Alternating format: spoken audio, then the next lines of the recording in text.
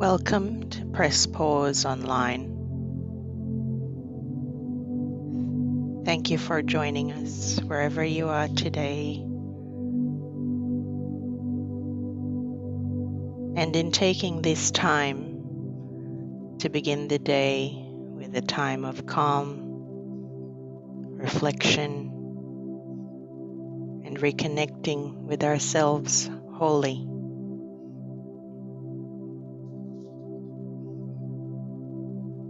Today's meditation is a meditation on befriending the darkness.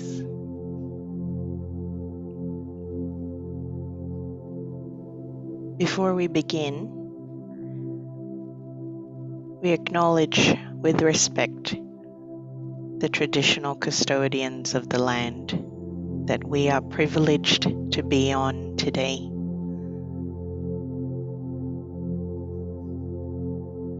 I pay my respects to elders, past, present, and emerging.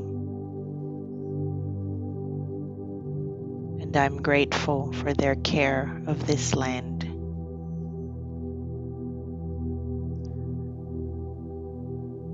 I am on Gandangara land. You might wish to take a moment to bring to mind the name of the land you are on at this moment.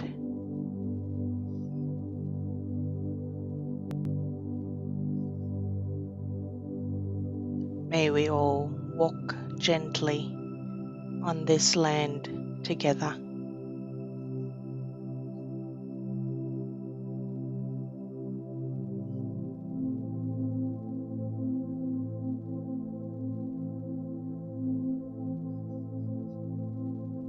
I invite you to take a moment to check in with yourself and put a word to how you are feeling right now, just quietly to yourself.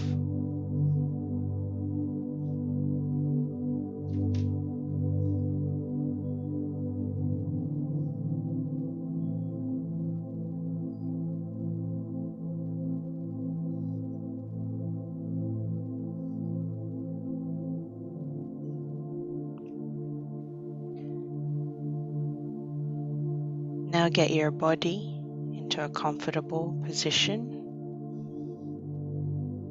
You might wish to sit or lie down.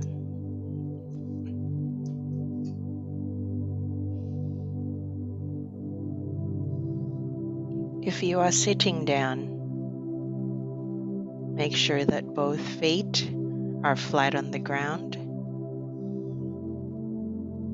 and you have your hands either palms up or palms down on your lap, or if you have chosen to lie down, have them resting on your belly or comfortably on the side of your body.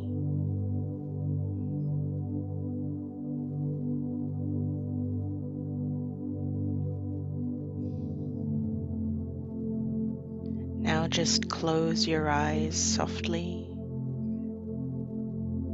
and let's begin to focus on mindfulness.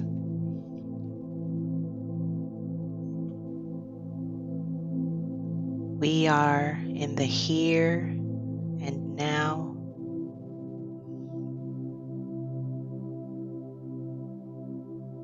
Let's bring awareness to your body.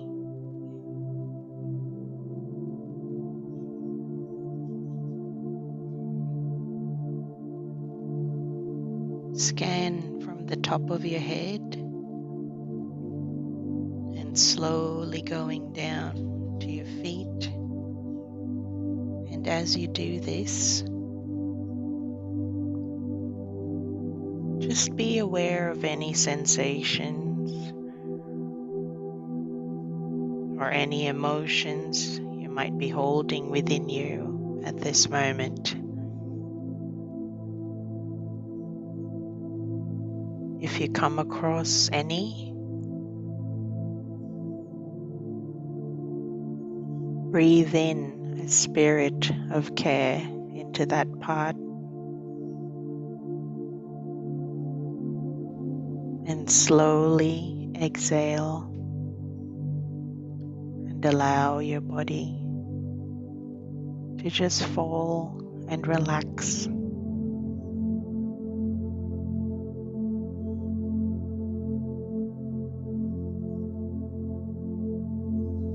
Continue to do this until you reach all the way to your feet.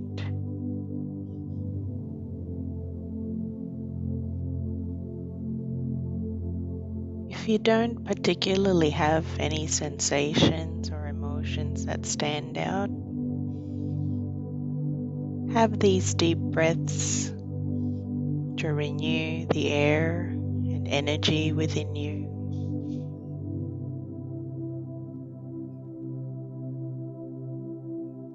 We are present in the here and now with no judgments,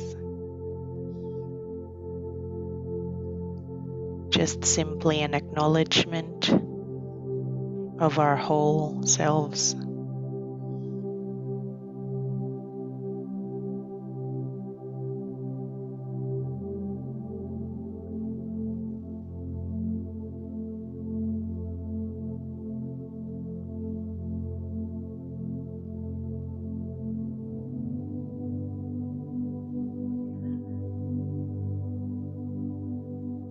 Ask yourself what you need today. Ask your body what it needs today.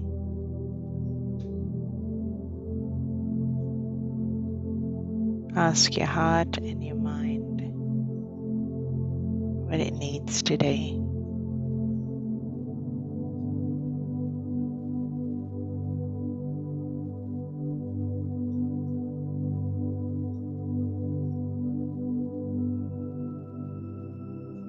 When you're ready, fall into a relaxed breathing,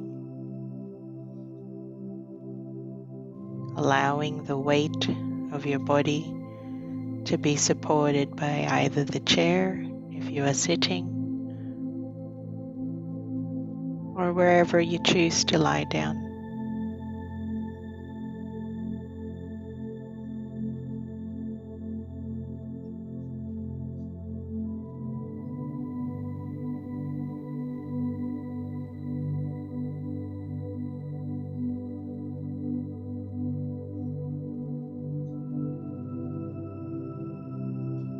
We will try to get to know a little bit about darkness today.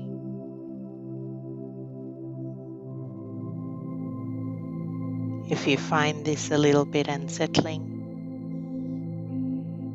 know that you are in a safe place and you are surrounded by your Press Pause community.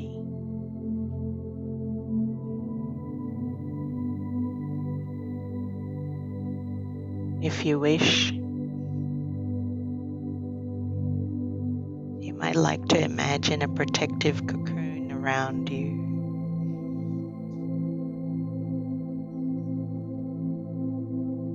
Or maybe the comfort of being inside a womb.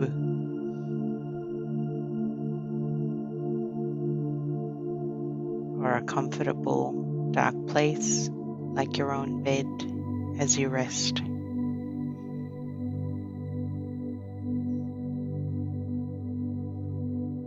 Or maybe on a dark night under the stars.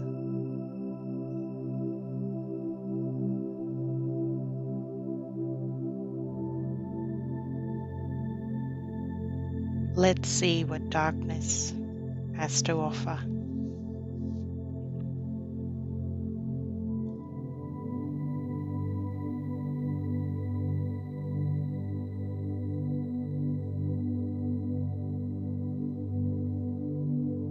This is from a book by Francis Weller called The Wild Edge of Sorrow.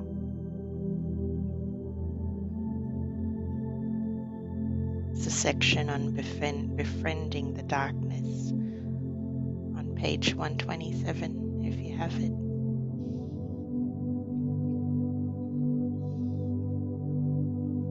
And he says, entering the night world brings us into the territory of darkness. Here we are moving among the shadows and whispers.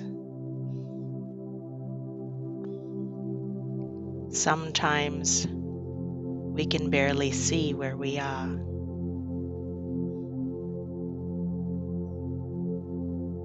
We reach out our hands, hoping to find something solid.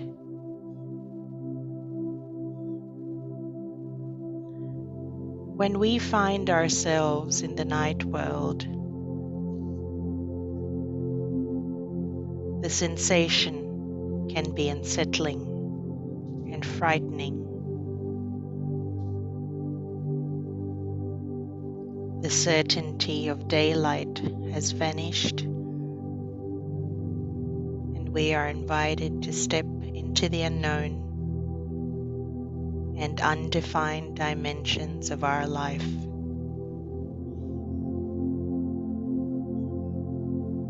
Grief takes us into a terrain where we must develop other senses, other ways of knowing.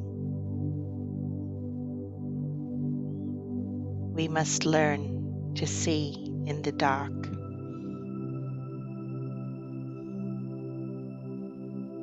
Within this darkness, we become porous to another world. A crack or fissure appears in these times of sorrow, allowing us to touch other worlds, if only for a moment. We are granted a glimpse of a larger reality, far beyond the scope of our daily lives. For some, this is an entry into the sacred world, one filled with awe and wonder. For others, it is the confirmation of an intuition that there exists another world behind this world.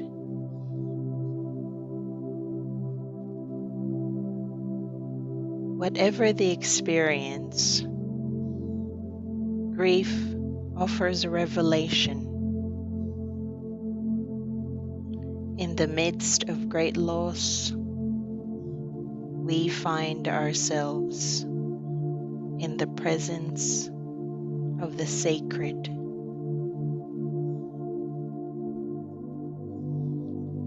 Our culturally ingrained associations with the sacred, usually connected with the heavens, with the sky and the light. We like the idea of ascension, of things rising and moving towards the light. We are uncomfortable when we slip and fall,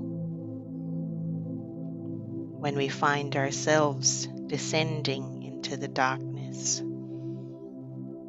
However, when we compress the sacred in the narrow band of the heavens, we deny the holiness that dwells in the dark, in the roots of the earth, in the shadows within our bodies, the womb of our beginnings. Over 700 years ago, the mystic Meister Eckhart wrote, "What is this darkness? What is its name? Call it an aptitude for sensitivity, which will make you whole. Call it your potential for vulnerability." Rilke, a poet, adds, "Yet no matter how deeply I go down into myself, my God is dark, and like a webbing made of 100 roots that drink in silence."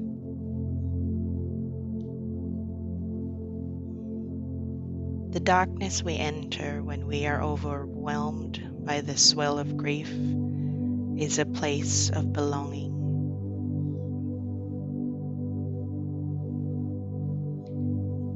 It is the fecund and gravid darkness of the womb, the dynamic vitality of duende. That's where your passion and inspiration lies, that pulses through our bodies when we are singing from the dark earth. It is the quiet thrum of nature moving through our senses in the body of the earth. Learning to befriend the darkness offers us a holding space where we are able to do the necessary work of metabolizing sorrow. This underworld domain is the sanctuary of our initiatory ordeal, in which we are reshaped and remade under the hands of grief. It is a place where our apprenticeship with sorrow and our ability to be truly alive is deepened. It is the Dreamtime offering images that quicken our souls and cause us to catch our breath. Coming to trust the darkness takes time and often involves many visits to this land.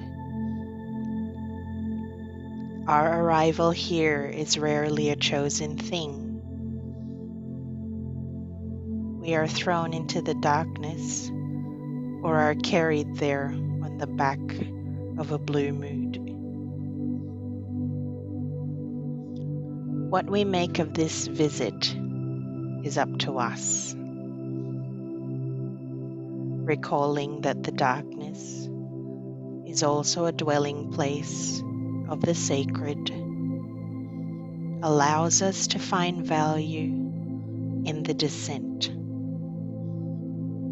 In this place of lightlessness, we develop a second sight.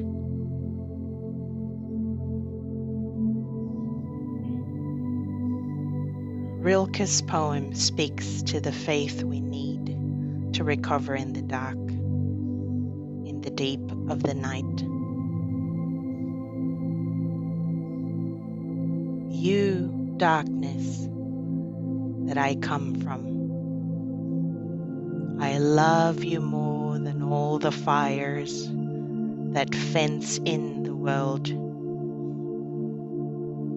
For the fire makes a circle of light for everyone, and then no one outside learns of you, but the darkness pulls in everything, shapes and fires, animals and myself. How easily it gathers them, powers and people. And it is possible.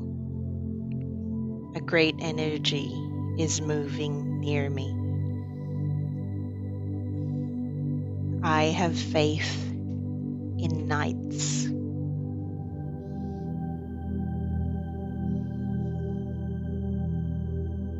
May we find in the dark what matters most to our soul, to our community, to our times.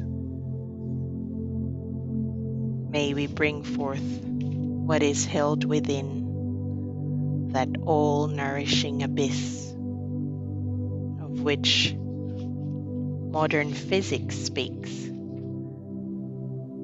and may we offer it to our beleaguered, troubled world.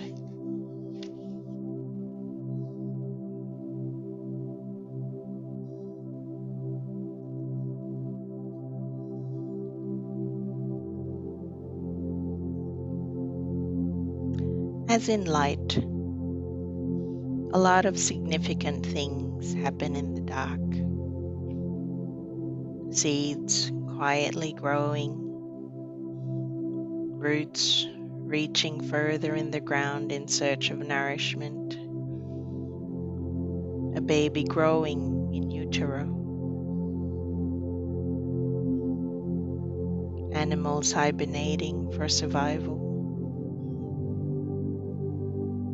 even film development in photography, where we get to enjoy the memories captured in those photos. And of course, sleep and rest.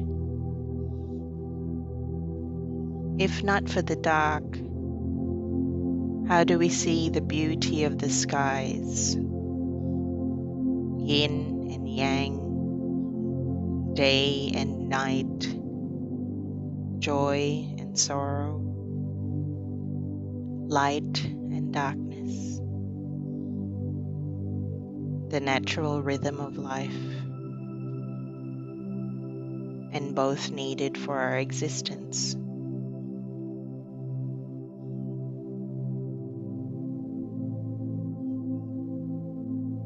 May you leave today with a growing comfort in the darkness.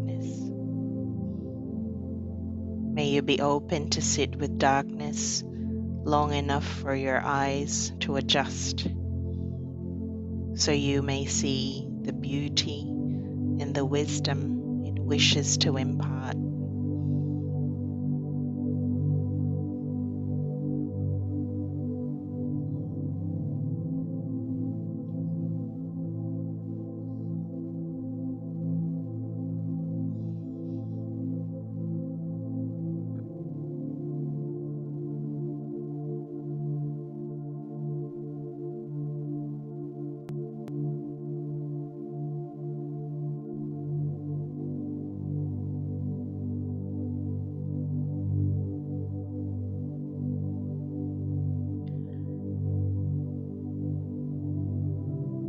When you're ready,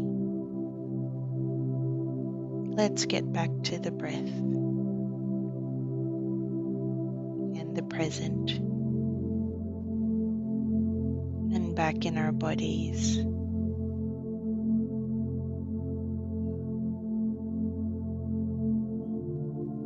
Gently wiggle your fingers and your toes.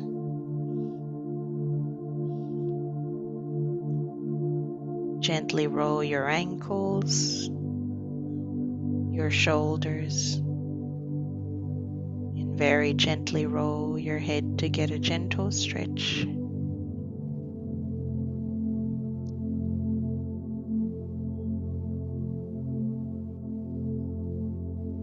When you're ready, you may open your eyes.